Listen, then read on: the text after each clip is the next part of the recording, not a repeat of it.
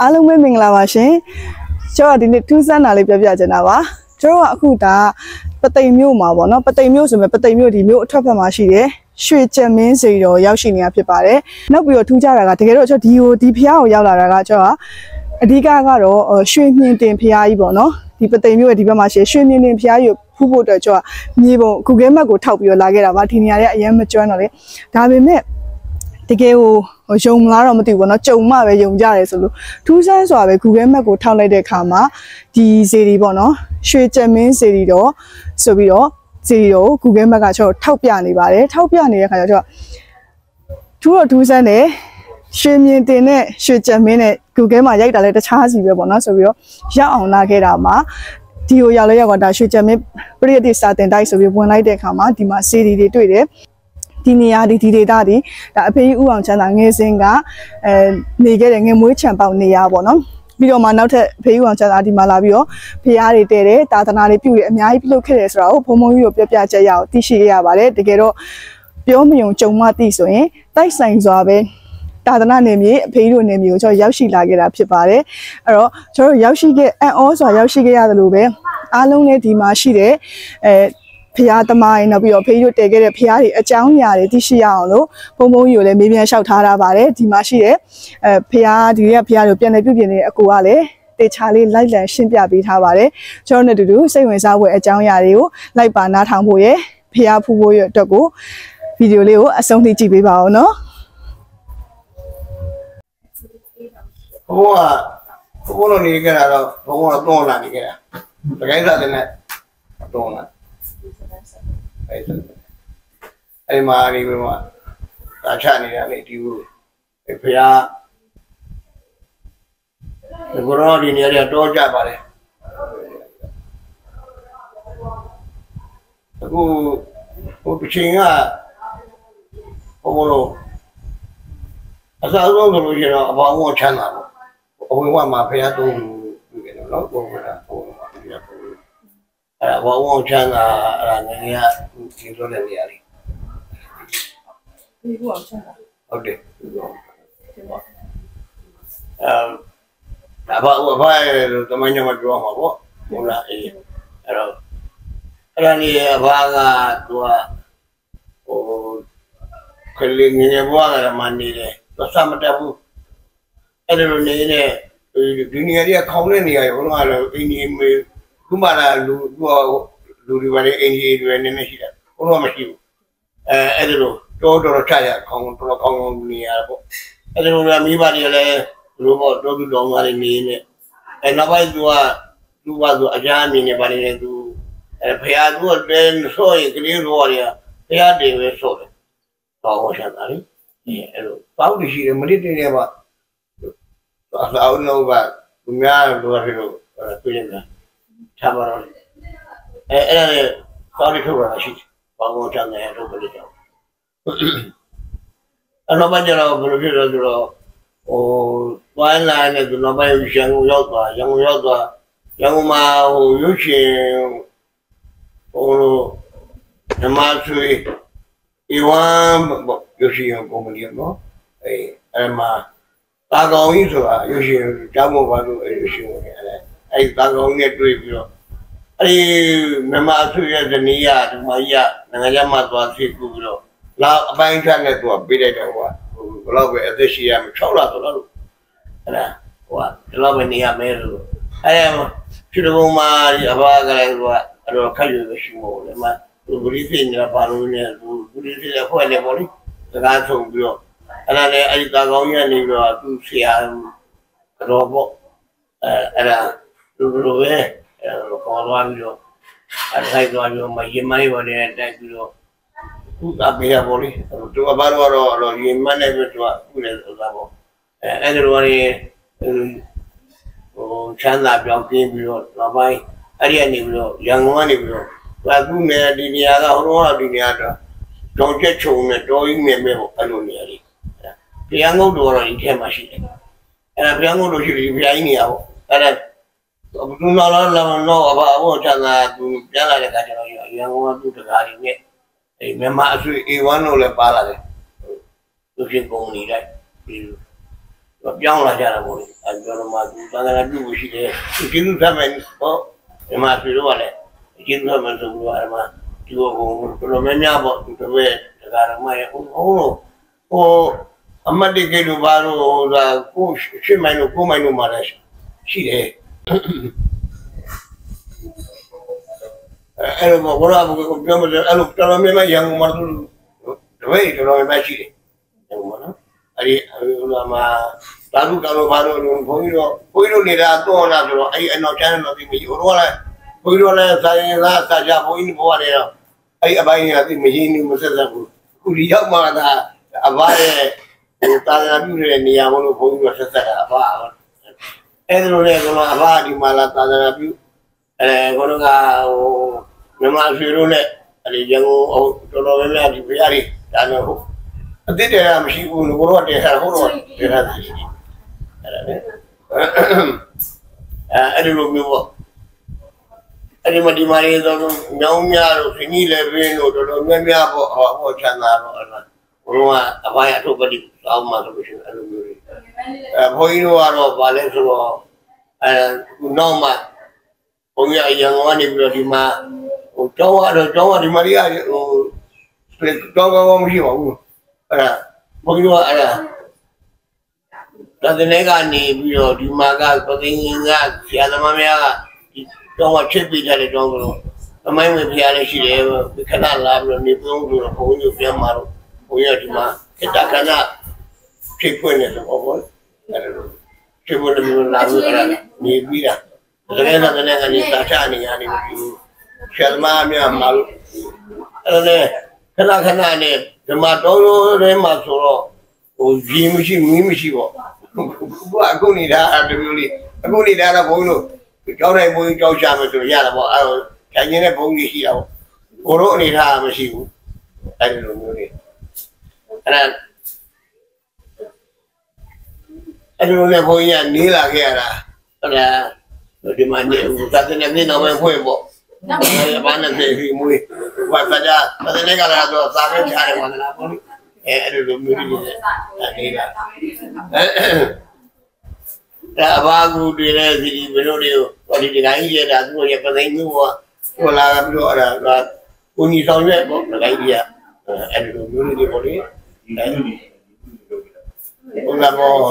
ဟိုဒီတိုင်းယူရလို့စေတနာတရားနဲ့ဘာရတော့မို့ဒီကလိုလဲဟိုအဘနဲ့ဟိုပထမစကလေးတွေပါလာကြတော့အဲ့လိုတော့အဲ့လိုဒီနေ့လိုရှိနေတယ်ဒီအစုနဲ့ထဲကျော်ပေါ့ဒီမှာလေဒီနေရာမှာနေကြရရှိတာတော့ရှိမင်းစီဒီပေါ့ရှိမင်းသမိုင်းပေါ့ရှိမင်းဆိုသမိုင်းဆိုတာဘုံလို့ရှိမင်းနဲ့အတူတူပဲမော်တော်ကိုယ်လို့ဘုံလို့ပရိမာမော်တော်ကိုယ်ရှိတယ်အတွင်းကားလို့အပြင်လေးစုဒါဘုံလို့ကဘာလို့ဆိုတော့အပြင်လေးစုမှာပါတယ်ဘုံလို့ဒီကရှိမင်းကဒီနေရာမှာသူတိုက်စားကလို့လဲဆိုတော့တကားမြညာတောင်းလိုက်ရတဲ့ဒါဒီဆက်တကားမြဒီမှာကတ်နေတာလေဘောကငုံမြတွေကတကားမြမြစ်ဆုံးဒီနေရာလေတကားမြညာတောင်းလိုက်ရတဲ့သာနာဟိကျပြည့်ဘူးရဲ့တောင်းဂီရီဝလာပုံတော့ပါလေ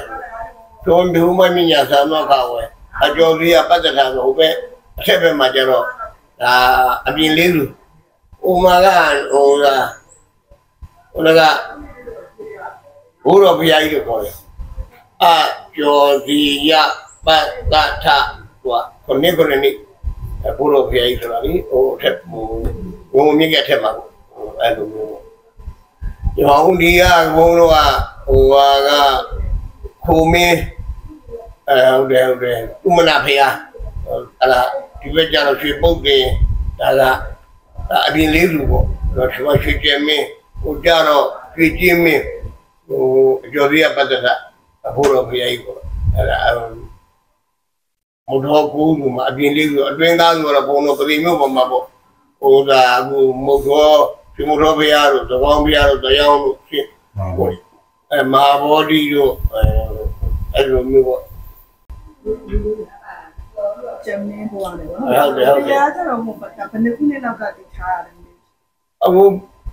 အရင်ဘုရားတော့အရင်တော့ဘုရားငုတ်တော့မပြီးတော့ဘုရားကအခုအပေါင်းအောင်ချမ်းသာရောက်လာပြီးတော့မှဒီ တော်ကြီးမဲရှင်းနေပြီးတော့အခုတရားပြတ်တယ်မလား1303ခုနော်1303ခုဆို80အနည်းရှိတယ်တော့ကိုယ်ကတော့အရင်ပေးဖို့ကျတော့ပြန်တယ်တာဗောနော်ပြန်လို့ပြင်လာဟုတ်တယ်ဒီပေးဖို့ကျတော့ဒီနေနေရပါဗျာဟုတ်တယ်အရင်ကဒီမှာငယ်ဝေးသာတီကဟင်းဦးတော့ငယ်ရမွေးလာနည်းနည်းလေးကြည့်လာတော့သူ့မိသားစုလိုက်ဟိုအမှန်ကငယ်ငယ်ကဥထုလာ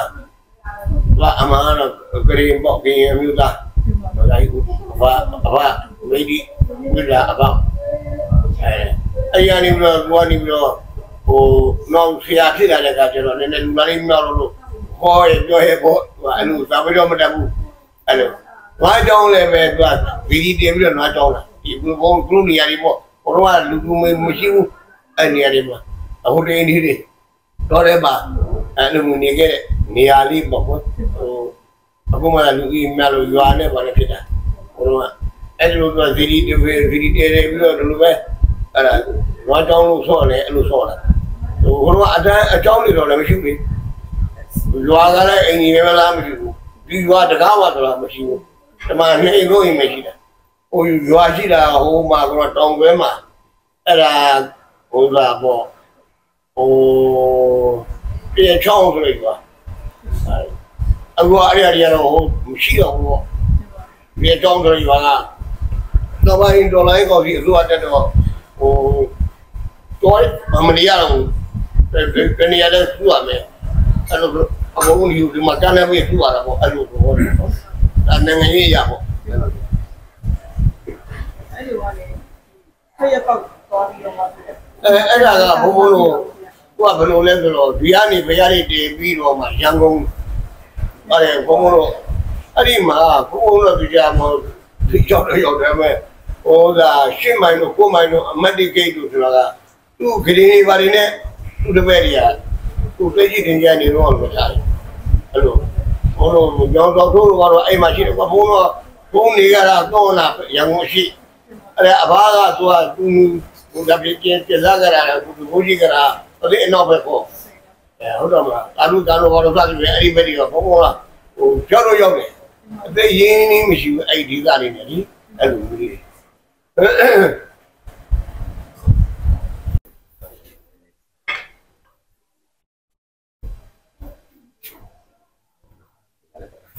ဒါလုပ်ပြီးဟုတ်ကဲ့တော့ရတဲ့တစ်ချက်ပြလို့ဟုတ်ကဲ့ဒီကာတာတော်လေးကဟုတ်အဲ့အဖေကြီးကသူ့ရဲ့ကတော့သူ့ရဲ့ခေါင်းတော်ဟုတ်ကဲ့သူ့ခေါင်းပေါ်မှာလေအဲ့လူတွေကိုပေါ်နေတာဒါဘယ်လိုမှရှူကြအင်းတော်ကာတာဟုတ်ကဲ့အဲ့ကာတာလေ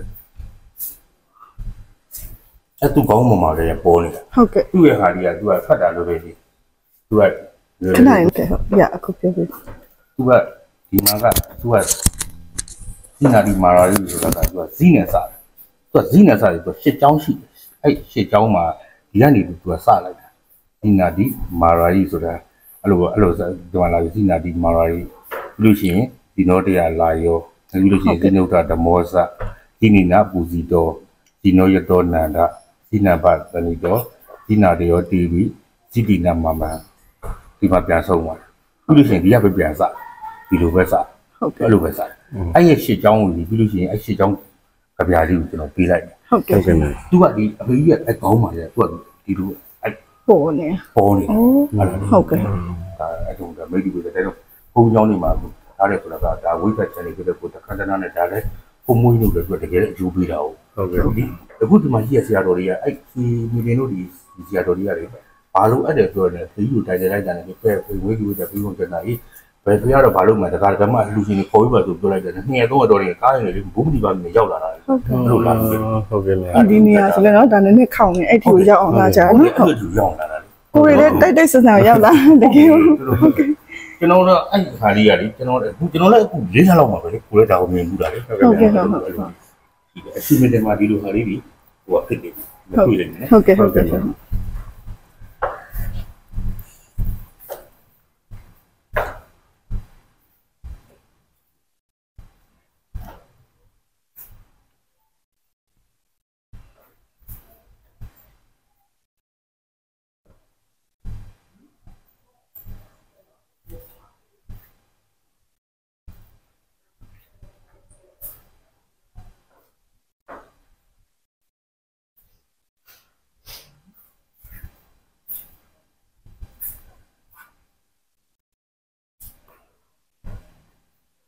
ပါတယ်မှာ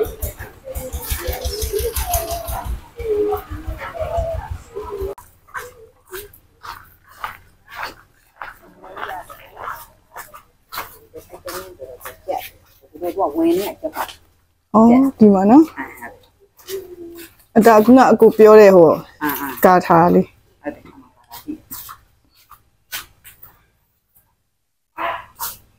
ဒီကိုစားတယ်ကျန်တော့ဘယ်လိုမှရွှေ့ကြတယ်ဒါပဲစီမင်းတွေမှာပြင်းနေတယ်ဟိုဟာအဲ့ဒါအရှင်တွေမှာပို့ပါအောင်ပါ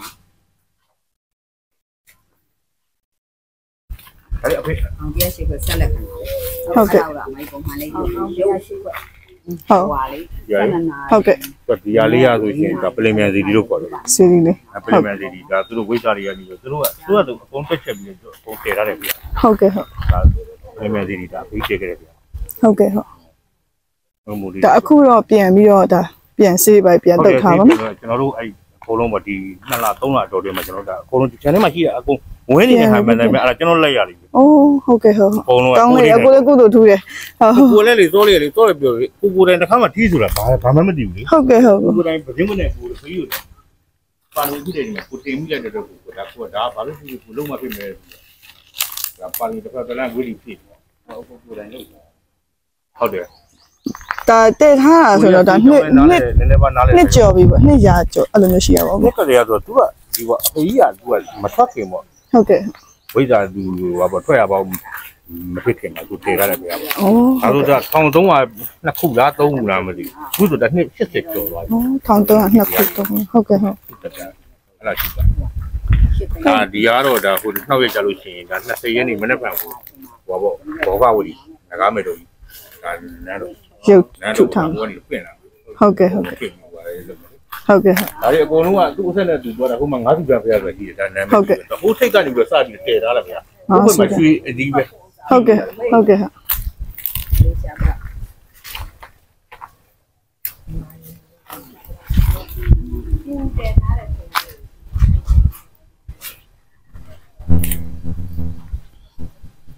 ဒီစိန်လေးလည်းဒါအပေးတယ်ရပဲပေါ့နော်ဟုတ်တယ်အကုန်လုံးအများကြီးတယ်ကဲဟုတ်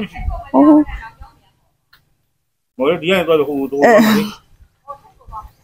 ဟိုဒီကနေသွားဒီကနေပြီးတော့မှဟုတ်ရအော်အဖေကြီးကဒါငငယ်လေးကသူကဗာလေဟိုစော့ရင်တော့ဂျီရီတဲတန်းစော့တာဗောနော်စော့ရင်ဆိုတဲပုံစီပဲတယ်ဒါသူလည်းဘဝအဆက်ဆက်ကပါရမီဖြည့်လာတာဗောနော်ဒါသူကသူ့ပါရမီလေးတဲ့ပါရမီဟုတ်ကဲ့ဟ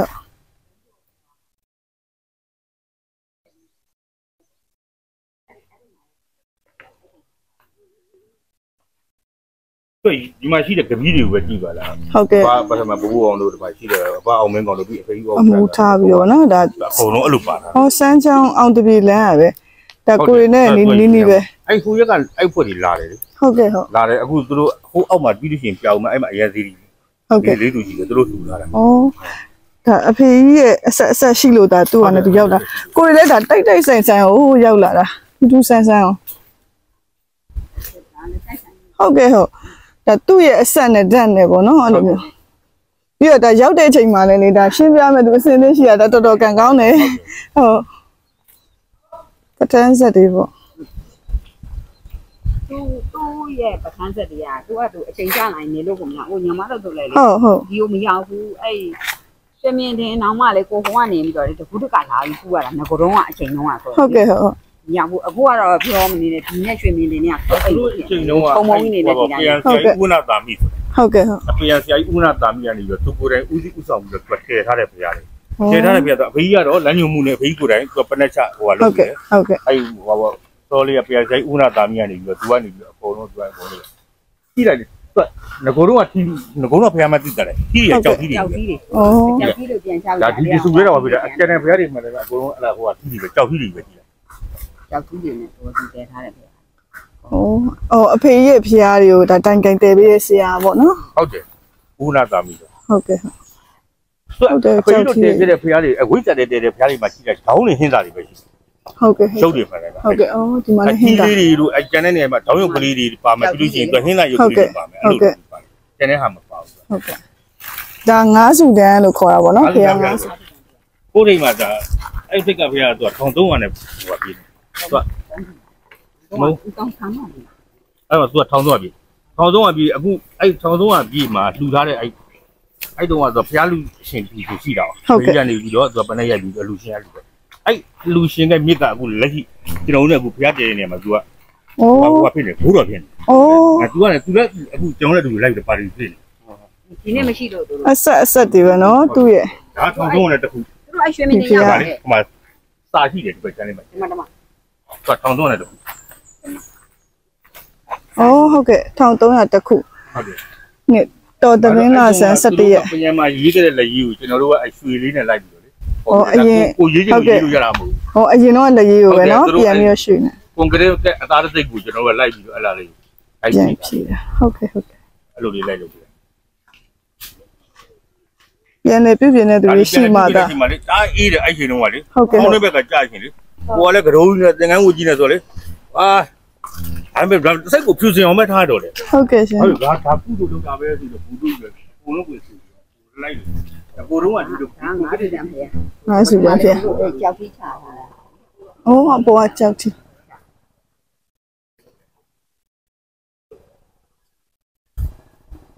ဟိုထဲမှာတဆူရှိတယ်ဟိုမှာဟိုမှာတဆူရှိတယ်နော်အဲ့ဒီမှာအဲ့ဒီကပူတော်ဟိုပဲသူကစကူးတယ်ဆိုဘေးနာလေးမှာသူကဒီကတည်းကစကူးတယ်အဲ့ဒီပြရပါလားတော့ပြီညစတယ်တယ်မှာဒီဖျားလေးရစတယ်နော်ဟုတ်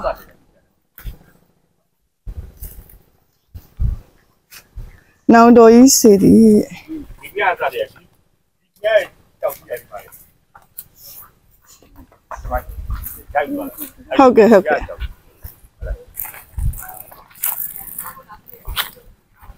ဲ့ပြားကြောက်အခုပြောဟိုဘက်ကဖျားလေးကတော့19အဲ့ဖျားကသူက A1 တော်တော်လေးကရုပ်ရှင်ထုတ်လို့ရအဖွဲ့တွေကသူကလာပြီးနေကြတာဟုတ်ကဲ့လာနေတဲ့အချိန်မှာသူကအဲ့19တက်ကနေဆင်းတော်လို့အောက်မှာသူပန်းညံနေပဲအကုန်လုံးပြကြတယ်ဟုတ်ကဲ့လာတဲ့သူဟိုပါပေါ့မိသားစုလိုဖြစ်နေတာပေါ့ဟုတ်ကဲ့ဘေးကဆေးလဲကုပြီးတယ်သူတို့လည်းအကုန်လုံးကုညီညာလုပ်ပြီးတယ်သူတို့အဲ့နေလို့ရတော့19တက်လုပ်ပြီးအဲ့19တက်ကဒီတိုင်းတစ်ခွက်မှမပြီးဘူးကြော်လဲကြော်တော့တယ်ပြီးလေမပြီးလေသူကအပြင်မှာနော်ဟုတ်တယ်သူကအပြင်အဲ့ဟိုရက်ကမှကျွန်တော်အချင်းဖီနယ်မှာဖျားတိတ်ပြီးပြန်လာတော့မှအဲ့လိုသိတူရတယ်ဟုတ်ကဲ့ဖျားလေးပါပါတယ်ဖျားလေးဒီပါဒီဘက်မှာလည်းဖျားလေးရှင်နော်သူအဲ့ဖျားကိုကြီးချွတ်တော့မှဆိုရှင်ကြီးကလေတအားတက်ပြီးတော့လေဟုတ်ကဲ့မနေ့အောင်ချွတ်ယူရတယ်ဒီညကတအားတက်ပြီးအဲ့လောက်ပြီးတော့ဒီဖျားလေးလည်းဒါအဖေတို့တည်ခဲ့တာပဲနော်အဖေတည်ခဲ့တာဒီခြံထဲမှာရှိတဲ့ဖျားမှန်တယ်အဖေတည်ခဲ့တယ်ဟုတ်ကဲ့ကြောက်ထီးနေပဲဒီဖျားလေးနော်သူတို့တည်ခဲ့တဲ့ဖျားမှန်ဆိုတိကျသူကကြောက်ထီးတွေပဲအကုန်လုံးပါအဲ့ကြောက်ကြီးတွေချတာဟုတ်ကဲ့အခုကတော့ပုံစံအခုခေတ်ကတမျိုးဆိုတော့နော်အဲ့လိုမျိုးကိုတော့ဖျားရိပ်မှန်ဆိုတိကျသူကလက်ရည်ကလေးတို့ကြမောက်ကြလန်လို့ပြီးတော့ပြောဘူးလေးတွေကရှင်းပြောလေးတွေပဲသွားတာသူကဟုတ်ကဲ့ကိုတော့ဖျားအဲ့ဘုံဘုံညတော့ပြောတယ်မင်းဒကာကြီးတကာကြီးပြောလိုက်တော့မှဘုံဘုံကြီးတို့ဘယ်ကနေသွားပြန်လာလဲလို့ကြောင်းနဲ့ဝင်လိုက်ပြီဆိုနေချမ်းသာနေတယ်ဟုတ်ကဲ့ဘိုးကတပည့်တော်လာတော့မဲညစ်ပြီးတော့အကုန်လုံးလေဟုတ်ကဲ့လို့ရှိတာပေါ့ရှေးဟောင်းဖျားလေးဆိုရတယ်နော်အဲ့လိုမျိုးပြန်လဲထိမ့်သိမ့်မှသာအတွန်းရှည်မှလေဒီတိုင်းထားလိုက်ရင်လည်းဘယ်သူမှမသိတော့တမိုင်းအစင်ဟုတ်အဲ့ဒါကိုလည်းအမခတ်တယ်ဘုံဘုံကြီးဒါတပည့်တော်ဒါပြည့်တဲ့ဒီလုပ်ပြီးမှဖျားဆိုတော့အဲ့ဒါလုပ်ကုသိုလ်ထူတယ်ကိုလည်းကြီးရကိုဟုတ်ကဲ့ဟုတ်ဆိုဝဲတာလေဒီမှာရှိတဲ့ဖျားအကုန်ဟုတ်ကုံဆုံးသွားကျွန်တော်လည်းလေအဲ့လောက်ဒီဖြစ်မယ်လို့ကိုမသိစောစောလေဒီအဖေးအစားကိုပစင်းတက်ကမယ်လို့လည်းကိုမသိဟုတ်ကဲ့အဲ့လိုသူကလည်း3ရက်တော့ဝစ်ပြီးပါတယ်ဒီမဲ့3ရက်ဆို3ရက်ဝစ်တော့ကျန်တဲ့ပစင်းတွေကပြောတယ်အားတဲ့9ရက်ရှိရတော့ဝစ်မယ်ပါညာမင်းဝစ်ငါ3ရက်ပဲဝစ်မယ်အဲ့ပါဇက်ကပြောကျန်တဲ့လူအကုန်ထွက်သွားပြီကိုတယောက်တည်းကျန်ခဲ့ဟုတ်ကဲ့မတော့ချင်ဘူးတောက်တော့ကိုလေအဲ့ဒါဒီအဲ့ကိုပစင်းကိုကြီးနေတာဒါတွေအကုန်လုံးပြီးအောင်လုပ်အဲ့ခြံတွေကဖျားတွေအကုန်လုံးကိုတိုင်းမသိဘူးဟုတ်ကဲ့အကုန်လုံးအစီကြောင်မဲ့ကိုလုံးလိုက်ဒီအပြင်ဘက်ကတော့ကြည့်အောင်လားဘက်ကတော့ကြည့်ဟုတ်ကဲ့ဆိုလီယာ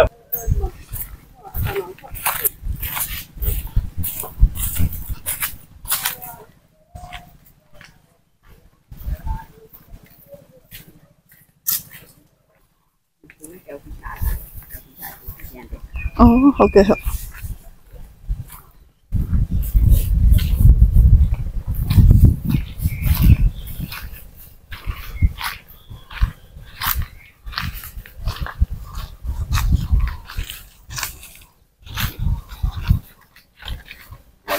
ဒီကစီကပြန်ချတာတော့ဟိုမှာဒီကြောက်ပြီး ဟုတ်ကဲ့ကြောက်ထီအော်ထီတွေအစ်စ်တော့ပြန်တည်ရမယ်မူရင်းဟာတွေမူရင်းထီတွေကလည်းမပြတ်စီဘူးနော် လွတ်ပြလို့မရဘူး ဟုတ်ကဲ့ဟုတ် သူကထားပြီးပြီးလို့ရှိရင်ဒါသူကဝင်းဟောက်လဲသူကကြည့်လို့ပြီးစီပြန်တယ်ပြီးရတယ် ဟုတ်ကဲ့ ဒီက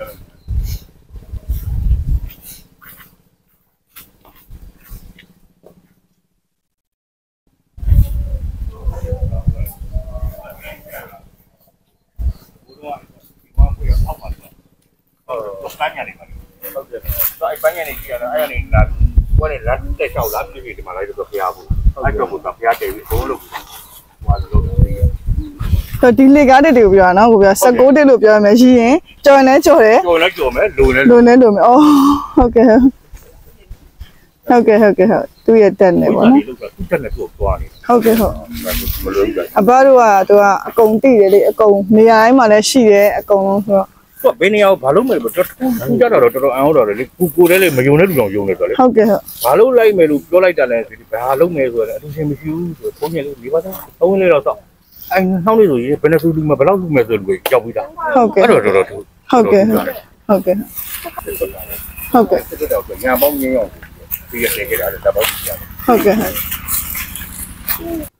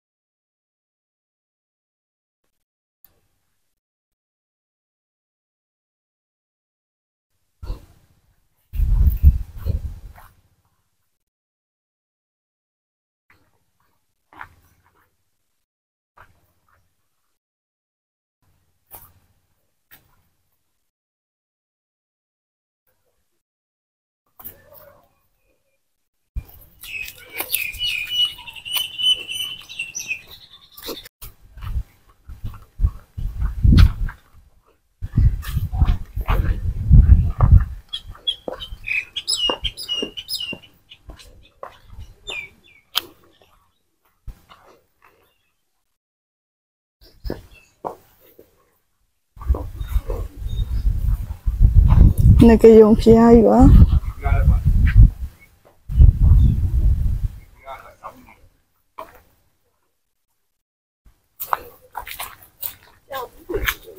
ဟုတ်တယ်မကြောက်ဘူးဆို ဒီပြားလည်းကြာပြီပေါ့နော်ကို သူက1300နဲ့ခုနဲ့လား3နဲ့လား ။အော်1300နှစ်ခု1300အဲ့ဝင်းကျင်တွေပဲနော်ဒါအဖေးရှိတဲ့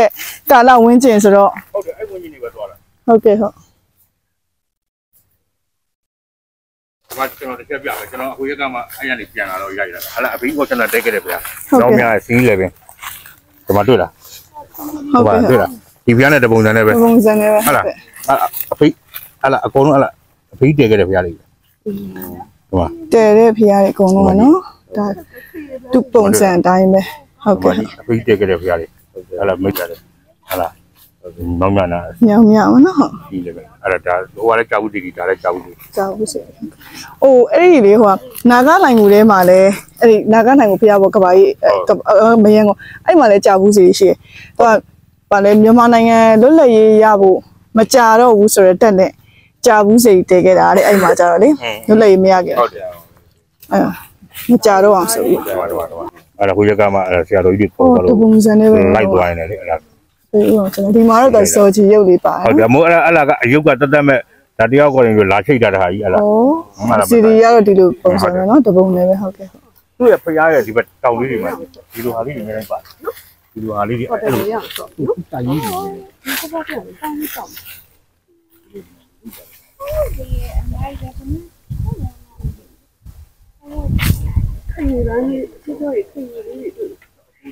ဟိုဒီမှာခရီးပင်းနေဦး ဒီမှာအဲ့မှာကိုကြီးကတပေါင်းလာပြီးနေတင်ခဲ့တယ်ဗျာ ဟုတ်ကဲ့ ပြင်လိုက်တယ်ဗျာဒီမှာလေးအဲ့စီးတယ်ဗျာ ဟုတ်ကဲ့ထီးချင် ဒီကျွန်တော်စက်ကြအောင်ဆန်းတာ ဟုတ်ကဲ့ဟုတ်ကဲ့ဒီချင် အဖေကြီးရဲ့ဟိုဟာနဲ့ပဲသူ နဲ့တက်တင်နေပဲเนาะဟုတ်ကဲ့ အဲ့မှာရှိတဲ့ဆရာတော်ကြီးကအသက်90ကျော်ပါပြီ တက်တော့90ဟုတ်ကဲ့ဟုတ်ကဲ့ စီးလည်းပဲဆရာတော် ဟုတ်ကဲ့ဟုတ် ဒီမှာလေသူ့မှာပါပြီးသား ရွှေကြီးတွေစခန်းစင်ပြီးတောင်းတာ အော်ဟုတ်ကဲ့ရွှေကြီးစခန်း အဝင်က ဟုတ်ကဲ့ဒီစေရီကြတော့ကို ပဲစီလေး ဒီအစေရီအကြီးရကြတော့ ဒီကအဲ့ဒါစောစောလေးကပြောတမိုင်းဝင်ဟိုဟာလေမြတ်စွာဘုရားရှိတဲ့ခါတုန်းကရွှေကျမင်းဘဝနဲ့ကျင်းနေကြစားခဲ့တဲ့အတွက်ဒါရွှေကျမင်းစီတီဆိုတာဒီစီတီ ဒီနေ့မြတ်တော့တမိုင်းဝင်နော်ဒါ တမိုင်းဝင်ဒါ ဖရားမြတ်စွာဘုရားရှိစဉ် ဒါသာသနာနေပြီအဲ့လာကိုလည်းအမေကြီးကောင်ချမ်းသာတခါပြန်ပြီးတော့ဘုရားတည်ခဲ့တဲ့ခါကျပို့ပြီးတော့ ပြည့်စုံတာပေါ့နော် ပြည့်စုံသွားတာပေါ့သာသနာနေပြီကြီးလို့ဖြစ်သွား ဟုတ်ဒီကိုရောက်လာတော့ကိုတော်တော်ကြီးကန်ထူပါတယ် ဒီမှာကြီးအဲ့လားအဲ့စီးလေပင်ရဖျားအဲ့မှာကြီးလိုက်အဖေးတည်ခဲ့တဲ့ဖျားတွေမှလည်းမှာသူကတောင်းရုပ်ကလေးတွေပါတယ် ဟုတ်ကဲ့အော်ဒီမှာနော် ဟုတ်တယ်နော် ဟုတ်ကဲ့ဟုတ် ဒီမှာကြီးအဖေးတည်ခဲ့တဲ့ဖျားတွေမှလည်းအကုန်လုံးတောင်းရုပ်ကလေးတွေပါတယ်ဟုတ်တယ်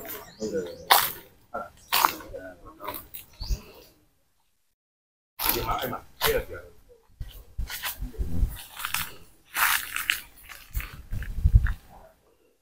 ဖျားလောင်းကျမင်းဘဝကကျင်နေခဲ့တဲ့နေရာပေါ့နော်ဒါကလည်းဒီလိုပါစက်ပြောမဟုတ်ပေါ့နော်ဖုံဖုံနေရဲ့စာကြိုးတွေရာဇဝင်တွေကြပြားတွေရှိပါတယ်ခုနဖုံဖုံနဲ့ရွတ်ပြခဲ့ပါတယ်ပေါ့နော်တကယ်ကိုကျန်းကန်နေမှာပါတဲ့နေရာဒေတာတွေပါရှင်စကားမဆက်အခုလိုမျိုးဖျားရတူတူဖူးချင်တယ်နောက်ပြီးတော့အခုလိုမျိုးထူးဆန်းစရာအကြောင်းအရာတွေပေါ့နော်ဓာတ်တွေနက်တွေတိုက်တွေအဘဝိစာတွေနဲ့ပတ်သက်ဆက်ရှက်တဲ့တမိုင်းကြောင်းတွေထူးဆန်းတဲ့အကြောင်းအရာတွေကိုသိချင်တယ်ဆိုလို့ရှိရင်ကျွန်တော်ရဲ့ဖျားတူတူဖူးရအောင် YouTube channel လေးကို subscribe လေးနှိပ်ထားပေးပါဦးနော်ဗီဒီယိုလေးတွေအောက်မှာလည်း like တွေ share တွေ comment တွေလည်းပေးလို့ရပါတယ်နောက်ထပ်ဖျားတွေအများကြီးတူတူဖူးကြမယ်နော်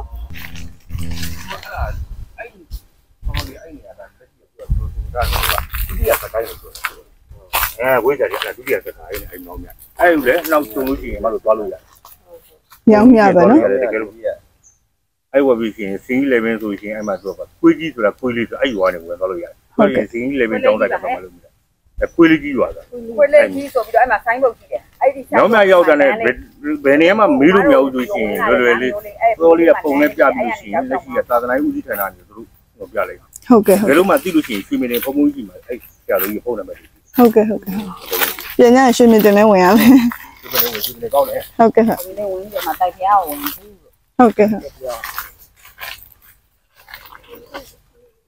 ရွှေမင်းနေဖျားကြီးဟုတ်ကဲ့ရွှေမင်းနေဖျားကြီးရဲ့ဒါသူ့ရဲ့ဒါဂျိုးရှိခွင်မဲ့နေပြီဟုတ်ကဲ့အဲ့ဒီဘက်အချမ်းလေးကလည်းဗုဒ္ဓဘုရားအဲ့တောင်းကနေအဖေကထွက်သွားတာဩအဲ့တိတ်ဆဲတော့ကြည့်မှာအဲ့ဖျားနေတဲ့ဖျားမဟုတ်ဟုတ်ကဲ့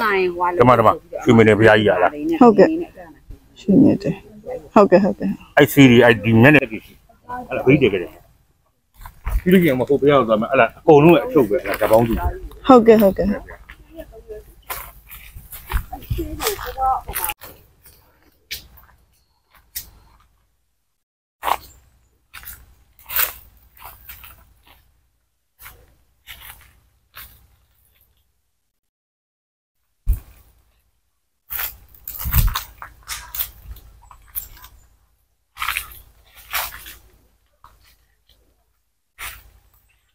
အောင်သုံးဝင်3ခုနဲ့ဒေါ်လာပြီဟုတ်ကဲ့ဒီမှာ1303ခုနဲ့ဒေါ်လာပြီမှာပြည်စည်းအောင်မြင်သည်ဒီနောက်မှာဒီတယ်ညတိတာကြည့်လို့ညတိတာစီရီတော့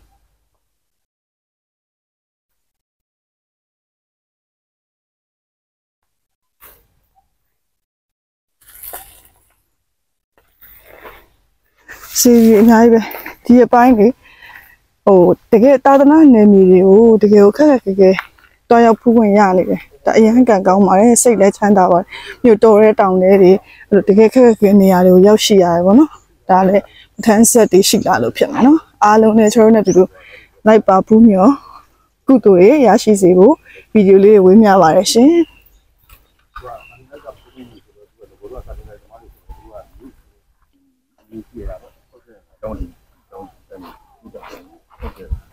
ဒါတပေါင်းစီလေးဆိုတော့ဝိဇ္ဇာတွေကစစ်နဲ့ပတ်သက်လို့စစ်ငိမ့်စီကြီးလို့ဟုတ်ကဲ့ပြရတယ်ဟုတ်ကဲ့အဲ့အဖေအောင်သူ့မြင်မှန်တင်ပေးပါဆိုတော့အဲ့ကိုရက်ကမှတင်ပေးရဟုတ်ကဲ့ဗုဒ္ဓဘူးတောင်းဟုတ်ဘေးကဗုဒ္ဓဘူးဖြစ်တဲ့တော့ဗုဒ္ဓဘူးတောင်းဖြစ်တဲ့တော့ဒီမှာဗုဒ္ဓဘူးတောင်းမှာကြာဘူးစီတွေဟုတ်ကဲ့အကုန်လုံးထဲမှာအားလုံးထဲမှာတစ်ခုနော်သူက1300တစ်ခုဒီကဖုံဖုံပြောတာကိုဒီဘက်ကဗာမြင်တယ်မသိဘူးအဲ့ဒါတကားမြစ်လို့တကားမြစ်ဟိုဘက်က ဟိုဘက်ကငဝင်းမြင့်နဲ့အားပေါင်းမြင့်နဲ့စုံကြည့်ရဟိုတောင်သားလေးမှာသူအဲ့မှာစုံလိမ့်မယ် မြစ်သုံးစုံမြစ်သုံးစင်းစုံတာ ဟုတ်တယ် ပေါ့ မြစ် နော် သုံးစင်းစုံ ဩ အဲ့မြစ်သုံးစင်းစုံတဲ့ဟိုဘက်ချမ်းလေးမှာသူဖျားတစ်ခုရှိ ဟုတ်ကဲ့ဟုတ် အဲ့ဒါကျုံးဖျားလို့ပြောကျွန်တော်ရောက်ပြီဒီပုံမှာတက်ကြည့်လို့ရတယ်အဲ့ဖျားမှန်လို့ရှိရင်ဟိုမှာပတ်ကြည့်တယ်ဟိုဘက်ကနေလည်းဟိုကြည့်လိုက်အဲ့ဒါဘောင်းလို့အဲ့ဒါကျွန်တော်အကုန်လုံးလုပ်တာဒါ ဒီစီလေးတဆူရတာပုံမူးနန်တောင်မှာနော်ထူးထူးခြားလေးကြာဘူးစီလေးပြန်တယ်တာ တော့ဒါကဘာတိမှမရှိအဲ့ကျွန်တော်တို့ဟိုပါဘောဒါအကုန်လုံးတက်တယ်ဒါကျွန်တော်ဘုဒ္ဓဘုရားဖြစ်တဲ့တကူကျွန်တော်ကိုယ်တိုင်ကကြည့်ကြည့်တာကျွန်တော်တို့ပုံပြထားတယ်ဒါတွေအကုန်လုံးဒါတွေအကုန်ခင်းလာတာအကုန်လုံးခင်းလာတာပြင်မှန်းခံပြီးဒီလိုပဲလောက်ကြတာလေ ဟုတ်ကဲ့ တန်းတန်းနေပြီးမှဒါလည်းဘာလို့လက်ရှိဘလူးပဲဖြစ်ဖြစ်လာလိုက်လို့ရှိရင်ကြီးလူးမှဖြစ်မှာလေထုံတယ်ပိတ်ပေါင်းနေဖြစ်နေဘလူးမှမဖူးချင်မှာ ဒါတော့ဒီစီဒီနေရာဒီစီလေးပေါ့နော်ဒါကတော့ကြာဘူးစီလေးပါ ဟောတုံးကလည်း ဖေးကြီးရဲ့ မကြည့်ပါ ပုတ်တဖူးနန်တောင်မှာဘေးနာအရန်ဘယ်နဲ့စုလဲမသိဘူးခုနှစ် ဒီကျန်တဲ့ဟာတွေညလေ ဟုတ် အရန်တွေကလေကျန်တဲ့ဖျားဆိုရင်ရှစ်စုဖြစ်တာမယ် ဟုတ် လူကခုနှစ်နှစ်ရှင်းနံသားသမီးဟုတ်လားဒီဖျားမှာကြည့်လိုက်ခုနှစ်စုပဲရှိ အိုး သူကတူးလိုက်တယ်နဲ့သူကသွားတာဝိဇ္ဇာ ဟုတ်ကဲ့ဟုတ်1300နဲ့3ခုအဲ့ဝင်ချင်နေပြီပဲနော်1303ခု1300နဲ့တ ခေါ ခု င်းသုံးကပြင်းနှိကနေစတာဟုတ်ဝင်ဝင်ကြီးဖျားကရွှေကြီးကတိတဲ့ဖျားကအဲ့ရနေစလိုက်တယ်ခေါင်းသုံးကပြင်းနှိကနေစတာဒီဖျားဆို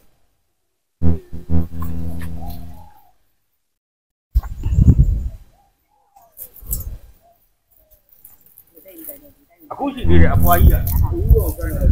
ဘောင်းမကြီးဒီရောမှရှိသေးတယ်သူကဘလောက်ရှိအခုတို့တက်ကတရားနဲ့နှစ်နှစ်ရှိလိုက်ပေါ့ အော်မောင်နှမတော်တာမောင်နှမအရင်လာကို ဝင်းခွဲတွေပေါ့ အော်ဝမ်းခွဲတွေ သူ ပေါ့ အဲ့ဖွားကြီးကငိုတော့အခုကသူငယ်မှုပြောင်းသွားတော့သူမသိ အဲ့မောင်ဟုတ်ကဲ့ အဲ့ဖွားကြီးပြောဖို့ရဆိုရင်သူကဒီဖျားစပြီးတော့သူတည်လိုက်တဲ့ချိန်မှာနောက်ပိုင်းကျသူကဒီကိုဘာစစ်မှမလာတော့ โอ้ဟုတ်စင်ငိမ့်စီဒီ သူကစင်ငင်းစီပေါ့ ဟုတ်ကဲ့ဟုတ် သူက ကဲ့ ဓာတ်ပေါင်းစုဖျားတယ်ပေါ့ဉာဏ်ပေါင်းကြီးနေတယ် အဘတွေရဲ့တက်ကတော့တကယ်ဟုတ်နော် ဟုတ်တယ် ဟိုအနောက်ဘက်ကတော့မြစ်ချီပါ အဲ့ကျန်တဲ့ဘုရားကုလုံးထဲမှာအရိမထန်တယ်သွားတယ်ဒီခြံထဲမှာရောအဲ့ဘုရားမှာဒိဋ္ဌာန်ကအမတို့လူချင်းတဲ့သူကြ ဟုတ်ကဲ့ ကျွန်တော်တို့အရိဋ္ဌာန်ကျွန်တော်တို့ကကျွန်တော်မယုံတဲ့လူတော်ရတယ် ဟုတ်ကဲ့ဟုတ်ကဲ့ အားကြောင့်မို့လို့အဲ့ဘုရားမှာဒိဋ္ဌာန်အဲ့ကောင်းတယ်ဗျာ နဲ့ဌာပနာပိတ်မယ်လေအဲ့ အော်ဟုတ်ကဲ့ဟုတ်ဟုတ် ငါကိုပိတ်ပြီးတော့၄လပိုင်းမှာကြီးတယ် အော်လေးလာမှထိတယ်ဟုတ်ကဲ့ 22စုမှာဖျားတဲ့ဖို့လောက် ဖရားတယ်ရှင်းမြင်တယ်မှတဲမှာအော်ဟုတ်ကဲ့ဟုတ်ကဲ့ အမတော်ဟိုကလေတက်စုကိုဆက်သိန်းနဲ့ တဆူစတသိန်းဟုတ်ကဲ့ဟုတ် ဟုတ်တယ် စတသိန်းဆိုအမေ980ပေါ့ 90ကောင်းပြီ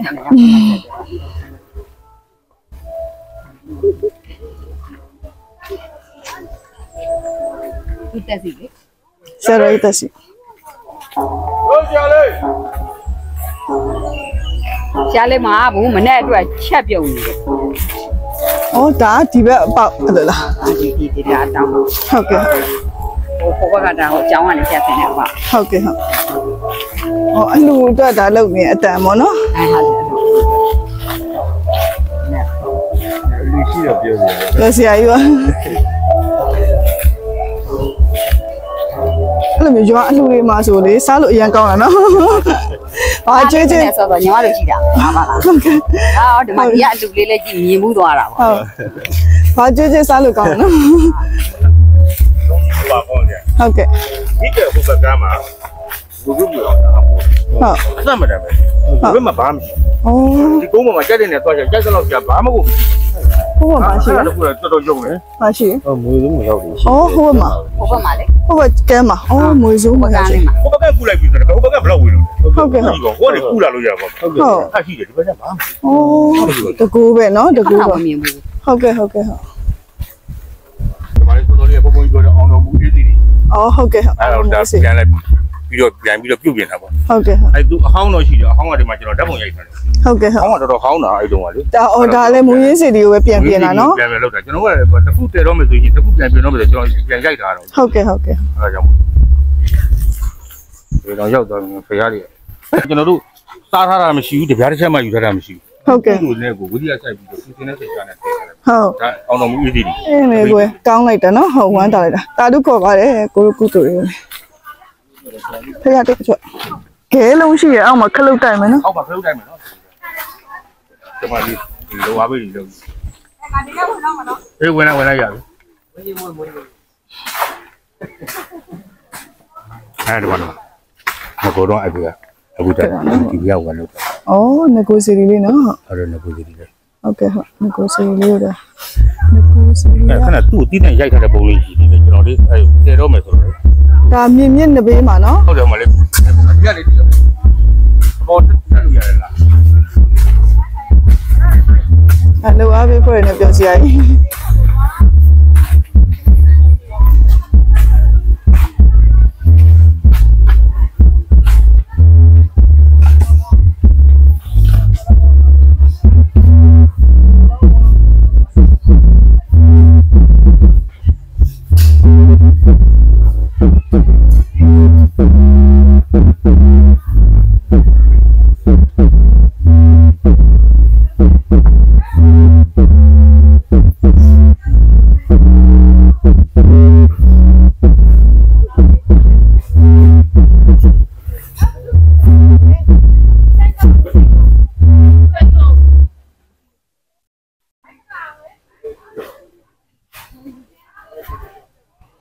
ဖုံဖုံရဒီဘက်ရောက်သွားငါဒီပြဒီဟောဒါရှေးဖျားလေးနော်တော်တော်ဟုတ်တယ်အဲ့ဒါဒီကဒီဖျားပဲပြန်ပြီးတော့မုံမှန်ကောင်းလိုက်တာကိုကုသိုလ်ရတာလို့ခေါ်ပါတယ်တကယ်ကိုကြည့်ရှေးဟာမှရှေးဟာပါတယ်ဟုတ်တယ်ဟိုကုသိုလ်တော်ထူးတယ်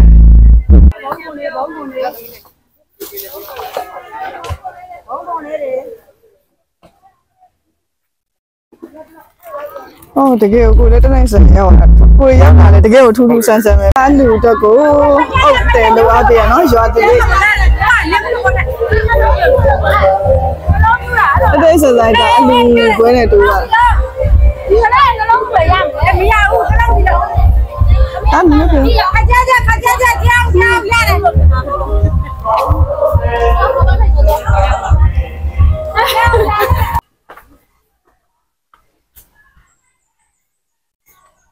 အခုကျွန်တော်ရောက်ရှိနေတာကတော့ဒီရွှေကြက်မင်းစေတော်ယူဝင်တဲ့လမ်းမှာပေါ့နော်အခုတော့ကျွန်တော်အပြန်မဝင်လာတာဒီကဖုံဖုံရည်ဒီကအကိုရည်ရှင်းပြလိုက်လို့ပါဒီနေရာလေးကတော့ဒါကအဖေကြီးဦးအောင်ချမ်းသာငယ်စဉ်ကနေထိုင်ခဲ့တဲ့ခြံလေးပါဟိုနှစ်တွေကြာပြီပေါ့နော်သာသနာပြုထွက်ရပေါ့တိတ်တိရှင်မဟိတ်တိရှင်ဖေကြီးဦးအောင်ချမ်းသာနေခဲ့တဲ့ခြံလေးပါဒီခြံလေးကိုခုနအကိုရှင်းပြရတော့ဒီခြံလေးကဖေကြီးဦးအောင်ချမ်းသာနေခဲ့တဲ့နေရာပြီးတော့ဖေကြီးဦးအောင်ချမ်းသာစီးရီတည်ခဲ့တယ်ပေါ့နော်အဲ့နေရာလေးမှာဒီနယ်မြေကိုအစစ်စစ်ဒီချံကိုနောက်လူတွေရောင်းကြတဲ့ခါမှာဟိုအစင်မပြေတာလေးတွေရှိပေါ့နော်လူနေထိုင်လို့မရဘူးဒါကသာသနာနယ်မြေဖြစ်တယ်ဆိုပြီးတော့နောက်ဆုံးချန်ရှင်ကဒီကိုဖုံဖုံကြီးကိုမြေလှူဒန်းခဲ့ပြီးတော့ဒါအဖေဦးအောင်ချမ်းသာရည်ယူပြီးတော့စေတီလေးတွေတည်ထားတာပါတဲ့စေတီလေး၃ခုရှိပါတယ်ဘေညာတစ်ဖက်တစ်ချက်စီကတော့နေလကိုရည်ညွှန်းပြီးတော့တည်ထားတာပေါ့နော်အလဲကစေတီလေးကတော့အဓိကစေတီလေးပါတဲ့ဒီစေတီလေးမှာဆိုရင်လိုချင်တဲ့စုတစ်ခုကိုတည်တည်ချာဒိဋ္ဌံပြုစုတောင်းမှာပြည့်ပါတယ်လို့ဘုံဘုံတို့ကတော့မှာလိုက်ပါတယ်ရှင်အားလုံးပဲကျွန်တော်နဲ့အတူတူပေါ့နော်ဗီဒီယိုလေးကိုကြည့်ရှုပြီးတော့အဒိဋ္ဌံတွေပြုစုတွေတောင်းနိုင်ကြပါစေပြုသမျှအဒိဋ္ဌံတွေလည်းအောင်ကြပါစေတောင်းသမျှစုတွေလည်းပြည့်ဝကြပါစေလို့ကျွန်တော်ထပ်ဆင့်ဆုတောင်းပေးပါတယ်ဗီဒီယိုလေးကုသိုလ်ပြုပါတယ်နော်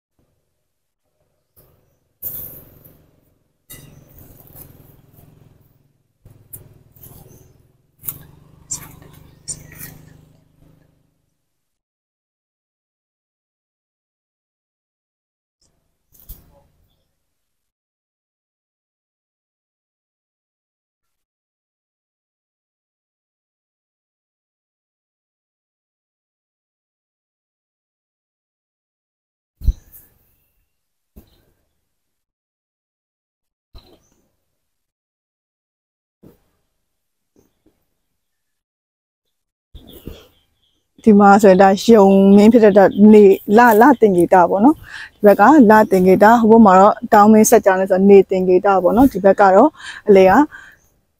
စီရီရောလေးပါ